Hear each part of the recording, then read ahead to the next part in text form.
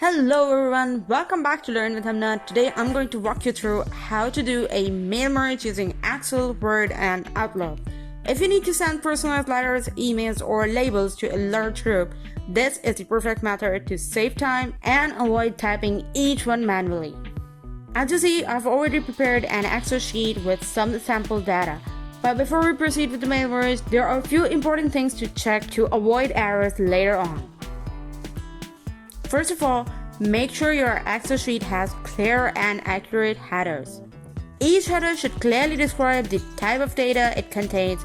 It's best to avoid special characters or spaces in the headers just to make sure Word can read them without any issues. Next, let's talk about formatting. It's really important to make sure that your data is formatted correctly before merging it to your Word document. For example, sometimes numbers like postal codes or phone numbers may be stored as text in Excel, which can cause issues during the merge. For example, here you can see that some postal codes are stored as text. To fix this, just click on the cell and then click on the small icon next to it and choose Convert to Number. It's important to check your entire sheet for issues like this, as formatting problems can cause the mail merge to display incorrect information. Double check columns like postal codes, phone numbers, or dates to ensure that they are formatted properly as numbers or dates and not as tags. Another best practice is to convert your data into a table format. This helps organize the data and makes it easier for Word to process during the merge.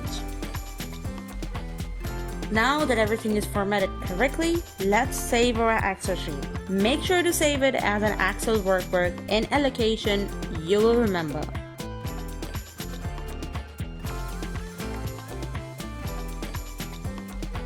Next, we will create a Word document that will act as our template. This is the document that will get our personalized information with the data from the Excel sheet. I've already written a simple letter template here. You can follow along with any document you want to merge. You can write anything you want here. For example, let's say you're sending out invitations to a pizza party. Your document might say, "Dear, you are invited to the pizza party of the century." As you see, I have left placeholders like first name, mailing address, and postal codes.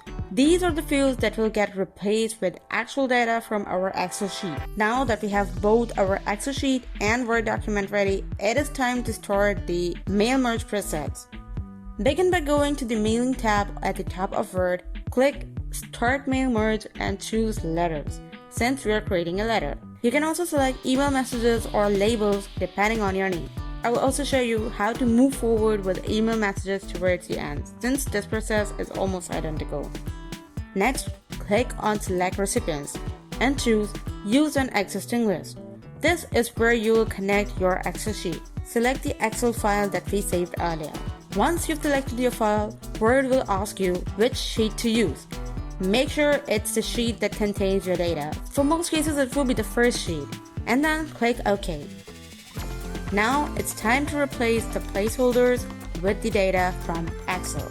Highlight first name and then go to Insert Merge field and select first name. Do the same for address, city, state, and postal code or any other fields you would like to personalize. This process tells Word to pull the correct information from Excel sheet and place it in the corresponding spot of the letter. Before we complete the merge, let's preview the results to see how everything looks. Click Preview Results in the Mailing tab. As you can see that Word has replaced the placeholders with actual names and addresses from the Excel sheet. Everything looks good here, but make sure to scroll through a few records to check for any issues. Once you're happy with the preview, click Finish and Merge and choose Edit Individual Documents. This will create a new Word document with all the merged letters. You can also choose Print Documents or Send Email Messages. Now, if you're choosing Send Email Messages, the process will be almost identical. As I mentioned before, when you start your mail merge, choose Email Messages instead of letters. You'll still connect to your data source in the same way. Make sure to have email addresses of the recipients and that you have inserted the right email addresses of your recipients. Once everything is set, Click Finish and Merge and select Send Email Messages. Word will then prompt you for a subject line and which email address field to use.